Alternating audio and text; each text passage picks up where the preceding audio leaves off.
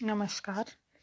आज हम बीए पाठ प्रथम के प्रथम प्रश्न पत्र का अध्ययन करेंगे और प्रथम प्रश्न पत्र में हम ये देखेंगे कि सिंधु संस्कृति और वैदिक संस्कृति में मुख्य रूप से क्या अंतर या भिन्नता थी। सर जॉन मार्शल ने वैदिक सभ्यता की हड़प्पा संस्कृति अथवा सैंधव्य संस्कृति से तुलना करते हुए दोनों को एक दूसरे से सर्वथा भिन्न माना है। उनके मतानुसार भारत में आर्यों के प्रवेश से 1000 वर्ष पूर्व ही हड़प्पा संस्कृति का विनाश हो चुका था। कुछ विद्वान उनके मत से सहमत हैं। इन विद्वानों के मतानुसार दोनों सभ्यताओं में निम्नलिखित प्रमुख अंतर था। पहला, सिंधु सभ्यता नगरीय प्रधान थी, व्यापार प्रधान थी। विशाल भवन, चौड़े राजमार्ग, सुव्यवस्थित नालियाँ, सुव्यवस्थित नगर, स्वशासन, नागरिक जीवन की सुख सुविधाएं हड़प्पा सभ्यता की विशेषताएं थी। इसके विपरीत वैदिक सभ्यता ग्रामीण थी। आर्य लोग गांव और आश्रमों में रहते थे और उन्हें जटिल और समन्वित जीवन का अनुभव नहीं था। दूसरा अंतर है, सिंधु सभ्यता व्यापार प्रधान थी। उसमें घरेलू उद्योग धंधों के साथ साथ बड़े कुटीर उद्योग धंधे भी प्रचलित थे।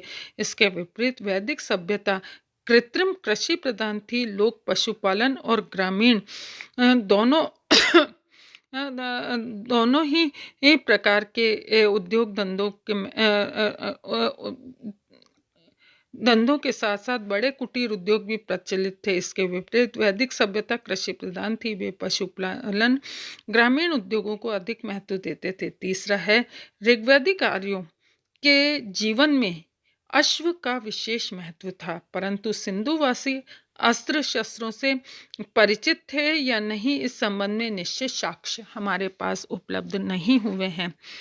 चौथा है, वेदों में व्याघ्र का उल्लेख नहीं मिलता है और हाथियों का उल्लेख भी कम ही मिलता है, परंतु सिंधु मुद्राओं में व्याघ्र और हाथी इन दोनों पशुओं का पर्याप्त मात्रा में चित्रांकन हुआ है, जो इसकी बहुलता का द्योतक है। पांचवा है, यजुर्वेद में लोहे के प्रयोग का उल्लेख है, जबकि सैंधव्य लोग लोहा से अपरिचित थे। विद्वानों के अनुसार सिंधु सभ्यता ताम्रकालीन थी। उसके निवासियों को तांबा, कांसा, सोना, चांदी का ज्ञान था, फिर भी ये लोग पत्थर का प्रयोग अधिक करते थे। इसके विपरीत आर्यों को उपयुक्त सभी धातुओं का ज्ञान था। वे लोहे का व्यापक प्रयोग करते थे। उन्होंने पाषाण के हथियार और बर्तनों आदि को बनाना बंद कर दिया है था। अगला छठा है, आर्य लोग गाय का सम्मान और श्रद्धा की दृष्टि से देखते थे, उनकी पूजा करते थे। इसके विपरीत सिंधु सभ्यता की मुद्रा व अन्य कृतियों से प्रतीत होता है कि उन लोगों के जीवन में गाय का विशेष महत्व नहीं था। वे बैल को श्रद्धा की दृष्टि से देखते थे और उसे शक्ति का प्रतीक मानकर पूजा करते थे। नेक्स्ट है, सिंधु क्षेत्र में भारी संख्या में प्राप्त नारी मूर्तियां इस बात का द्योतक थी कि उसके देवताओं में मातृ देवी की प्रधानता थी। इसके विपरीत आर्यों में पुरुष देवता प्रधान थे और देवियों का महत्व अपेक्षाकृत कम था। नेक्स्ट है, आर्य लोग लिंग पूजा के निंदक थे, जबकि सैंधव्य लोग लिंग पूजा किया करते थे। नेक्स्ट है, सिंधुवासी लोग मूर्ति पूजक थे, जबकि आर्य लोग मूर्ति पूजक नहीं थे। नेक्स्ट है, आर्यों का धर्म यज्ञ प्रधान था। वे प्रकृति की शक्तियों के उपासक थे और उनकी उपासना में अग्नि, यज्ञ और हवन का विशेष महत्व था। मोहनजोदड़ो और हड़प्पा के उत्खननों में अग्नि कुंडों के अवशेष का अभाव इस बात का प्रमाण माना जाता है कि उनके समाज में यज्ञ आदि का प्रचलन नहीं था तथा उसका महत्व भी नगण्य था।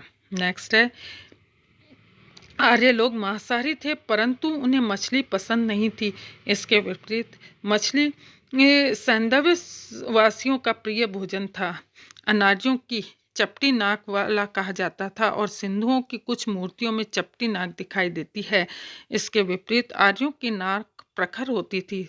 नेक्स्ट लास्ट है, सिंधु सभ्यता में अस्त्र शस्त्र सादे थे, केवल आत्मरक्षा के उपयोग के लिए ही उनका प्रयोग होता था। इसके विपरीत आर्य लोग ढाल, कवच और शिरावस्त्र धारण करते थे। सिंधुवासी लोग इससे अपरिचित थे। आर्यों के अस्त्र शस्त्र अधिक तीक्ष्ण और पैने होते थे। वे युद्ध प्रिय थे। सामाजिक दृष्टि से भी दोनों में अंतर था। सैंधव्य लोगों का जीवन सुखी और समृद्ध था, जबकि आर्यों का जीवन आर्यों का जीवन सुखी, सादा और सरल था। इस प्रकार आर्य और सिंधु सभ्यता को एक ही मानने वाले विद्वान में भी समय का अंतर मात्र स्वीकार किया है। डॉक्टर लक्ष्मण स्वरूप का मत है कि सिंधु सभ्यता और वैदिक सभ्यता दोनों के जन्मदाता आर्य ही थे।